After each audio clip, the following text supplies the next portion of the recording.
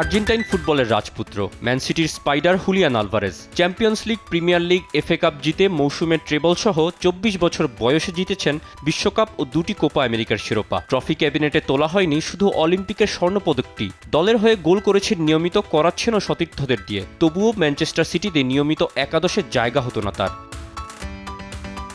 গার্দিওলার Viking striker Erling হালান্ডের ছায়া থেকে সরতেই এবার নতুন ঠিকানা খুঁজে নিলেন এই আর্জেন্টাইন। পাড়ি জমালেন ইংল্যান্ড থেকে স্পেনে। ৯৫ মিলিয়ন ইউরোতে আলভারেজের নতুন ঠিকানা এখন অ্যাটলেটিকো মাদ্রিদ। এই আর্জেন্টাইনকে দলে ফেরাতে সিমিওনেকে গুনতে হয়েছে বাংলাদেশি মুদ্রায় প্রায় ১২২০ কোটি টাকা। অর্থ নয়, হয়তো নিয়মিত একাদশের জায়গা পেতেই এমন দলবদল করলেন এই সেন্টার ফরওয়ার্ড।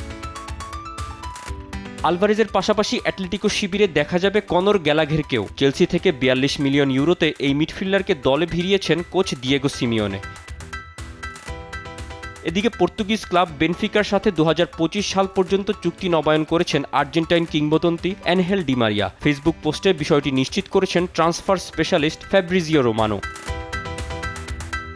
আগস্টের দলবদলের মেলায় বার্সেলোনাও পিছিয়ে নেই। ইউরোজয়ী তারকা নিকো উইলিয়ামসকে না পেয়ে এবার আরেক স্প্যানিশ ফরওয়ার্ড দানি ওলমোকে ৬ বছরের চুক্তিতে দলে ভিড়িয়েছে কাতালানরা। এজন্য তাদের গুনতে হয়েছে ৬২ মিলিয়ন ইউরো।